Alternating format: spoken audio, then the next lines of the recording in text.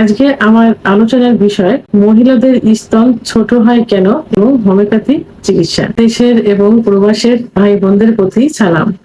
আসসালামু আলাইকুম। আমি প্রভাষক ডাক্তার রিক্তা পারভিন, হোমিওপ্যাথি এবং আয়ুর্বেদিক চিকিৎসক। কিছু কিছু মহিলা চিকিৎসা নিতে আসেন, বিশেষ করে তাদের নিজের সৌন্দর্যের জন্য, সৌন্দর্য বিষয়ে। তো এরা সাধারণত অনেকেই দেখা যায় যে গোপনেই আসে, স্বামীকে না জানিয়ে আসে, ফ্যামিলিকে না জানিয়ে আসে।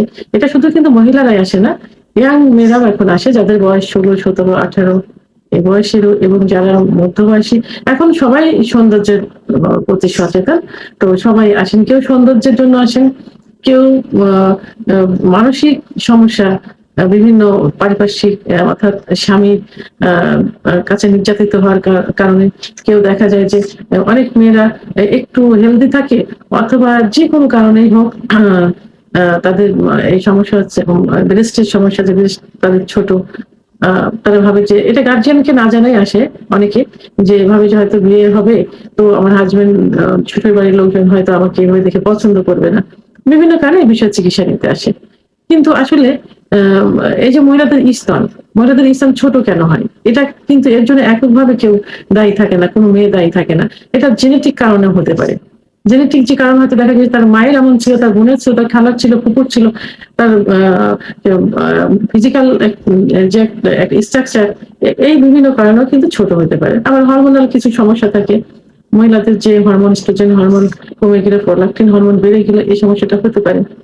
আবার যাদের অতিরিক্ত ধাতু ভাঙে, অর্থাৎ ধাতু ক্ষয় হয়, তাদের এটা হতে পারে। যারা শারীরিকভাবে দুর্বল থাকে, গ্রোথ কম থাকে, বডিতে গ্রোথ কম থাকে, তাদের এটা হতে পারে। আবার মাসিক অনিয়মিত হওয়ার কারণে হতে পারে। আবার অনেক বিবাহিত মেয়েদের অনেক সময় দেখা যায় যে বিয়ের আগে মোটামুটি ভালো ছিল, স্তন ভালো ছিল, বিয়ের পরে বাচ্চা যখন পেটে আসে তখন মোটামুটি ডেভেলপ ভালো হয়, কিন্তু বাচ্চা ডেভেলপের পর বাচ্চা যখন বুকের দুধ পান করে, এবং দুধ পান করা যখন বন্ধ করে দেয়, তখন ধীরে ধীরে দেখা যায় যে এটা কমতে থাকে, ছোট হয়ে যায়। আবার কারো স্বাস্থ্য ভালো থাকে, অর্থাৎ হেলদি থাকে, সেই স্বাস্থ্য যখন কমে যায়, তখন আস্তে আস্তে কিন্তু সবকিছুই কিন্তু তখন ছোট হতে থাকে, ব্রেস্টও ছোট হয়ে যায়। তো বিভিন্ন কারণে এই সমস্যাটা হয়ে থাকে। তো এখন এটা কেউ ভয় পায়, স্বামীর সেই এটাকে পছন্দ করে না, স্বামীর পরকে লিপ্ত হচ্ছে, বইয়ের কাছ থেকে সুখ পাচ্ছে না।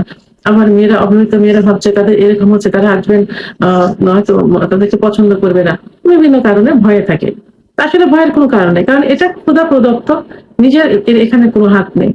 এটা হতে পারে, কারণ মেয়েরা সৌন্দর্যের কিন্তু প্রতীক, আর ছেলেরাই সৌন্দর্য কিন্তু পছন্দ করে, মেয়েদের সৌন্দর্যকে ছেলেরা পছন্দ করে।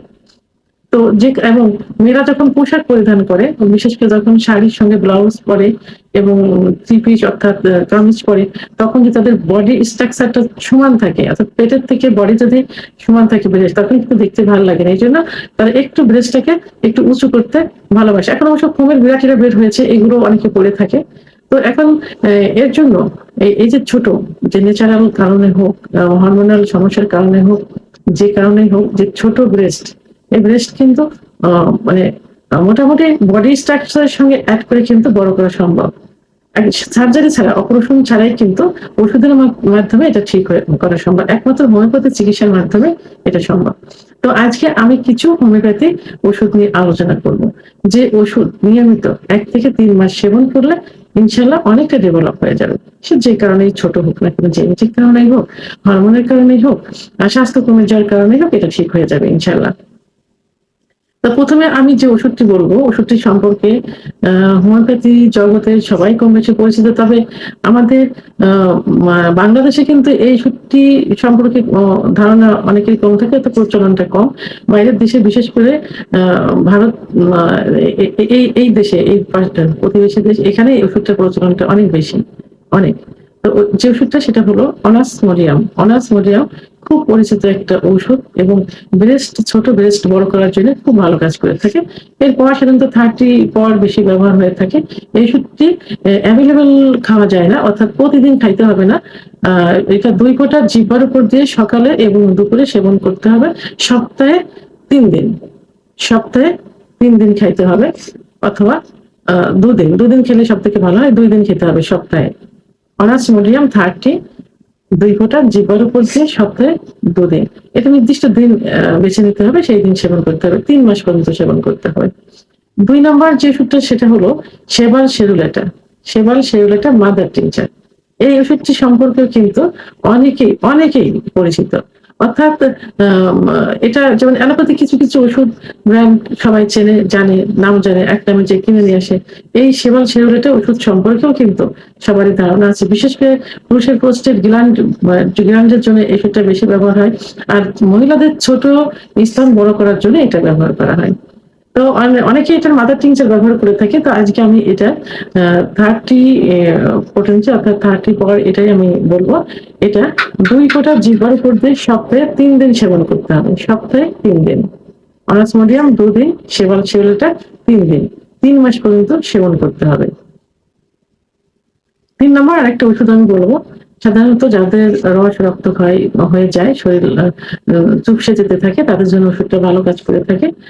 ওষুধটা হলো আয়োডিয়াম। আয়োডিয়াম 2C 270 ব্যবহার করতে হবে সপ্তাহে 2 দিন। এটাও 2 দিন ব্যবহার করতে হবে। তাহলে আপনার নির্দিষ্ট একটা দিন বেছে নিবেন। এখানে অনাসমোডিয়াম সকালে আর দুপুরে সেবন করলেন, আর আয়োডিয়াম বিকালে এবং রাত্রে সেবন করলেন। সপ্তাহে 2 দিন 3 মাস। তো এভাবে ওষুধ 3 মাস ব্যবহার করতে হবে এবং এর সঙ্গে mother tincture alpha mother tincture খুব পরিচিত একটা মাদার টিংচার। শরীরে মাংস বৃদ্ধি করতে এটা সহায়তা করে থাকে। যারা চিকন তারা কিন্তু মোটা হয়ে যায় ওষুধটি সেবন করলে। তো আলফা মাদার টিংচার ওষুধটি 10 ফোঁটা ঠান্ডা পানি সহ দিনে 3 বার সেবন করতে হবে। খাবার আধা ঘন্টা আগে অথবা আধা ঘন্টা পরে 3 মাস পর্যন্ত। এবং একই সঙ্গে বাহ্যিক ব্যবহার করতে হবে সেবাল সেরুলেটা মাদার টিংচার। অর্থাৎ 20 ফোঁটা ওষুধ 20 ফোঁটা অলিভ অয়েল তেলের সঙ্গে মিশিয়ে সকালে এবং রাত্রে 2 বার ম্যাসেজ করতে হবে। এটা নিচের থেকে উপরের দিকে, যাদের একটু ঝুলে গেছে তারা নিচের দিকে থেকে উপরের দিকে, আর যাদের ঝোলেনি, সাধারণত ছোট ব্রেস্ট ঝোলে খুব কম, তারা রাউন্ড আকৃতি অর্থাৎ স্তনের চারপাশের যে শেপটা আছে, এই স্তনে বোটায় লাগাতে হবে না, চারপাশের শেপে রাউন্ড করে ঘুরিয়ে ব্যবহার করতে হবে। রাউন্ড করে এইভাবে ঘোরাতে হবে। অর্থাৎ স্তনের বোটা স্তনটা শেপ যেখানে থাকে, এই যে রাউন্ড করে চারপাশে ঘোরাতে হবে। 15 মিনিট উভয় ব্রেস্টে 30 মিনিট, 30 থেকে 40, অর্থাৎ 20 মিনিট 20 মিনিট করে। যত আপনি ম্যাসেজ করতে থাকেন তত এটা বড় হতে থাকবে এবং এর শেপটা ঠিক হয়ে যাবে। আর যাদের একটু মানে ঝুলে গেছে, মোটামুটি ছোট স্তন যাদের ঝুলে না, তারপরে যদি ঝুলে নেয় তারা একটু উপরের দিকে উঠে তারপরে রাউন্ড করতে পারে। তো এভাবে সকালে এবং রাত্রে ঘুমের আগে ব্যবহার করার পর একটু টাইট ব্রা করতে হবে। তো এখন আমি যে 3টে ওষুধ বললাম, অবশ্যই জার্মানি ওষুধ হতে হবে, ইনটেক অবস্থায় নিতে হবে। আর যে ডাক্তারের চিকিৎসা নিবেন চেষ্টা করবেন সেই ডাক্তারের কাছ থেকে ওষুধ নিতে। কারণ ডাক্তার সবসময় সবথেকে ভালো ওষুধ দেওয়ার চেষ্টা করবেন তার নিজের সম্মান বজায় রাখার জন্য হলেও। তো এখন 3টা ওষুধ 3 মাস সেবন করতে হবে। মাদার টিংচার 3 মাস এবং বেশিও সেবন করা যেতে পারে, 6 মাস পর্যন্ত করা যেতে পারে। আর বাহ্যিক ব্যবহারটা প্রথমে নিয়মিত, তারপরে যখন মোটামুটি ডেভেলপ হয়ে যাবে তখন দেখা যাবে যে রাত্রে শুধু ঘুমের আগে নিলেন, তারপরে যখন হয়ে যাবে তখন সপ্তাহে 1 থেকে 2 দিন ব্যবহার করা যেতে পারে। তো ভিডিওটি সম্পর্কে যদি কোনো মতামত থেকে থাকে অবশ্যই কমেন্টসের মাধ্যমে জানাবেন। আর ভিডিওটি ভালো লাগলে লাইক, কমেন্ট, সাবস্ক্রাইব করে আমার সঙ্গে থাকুন। আল্লাহ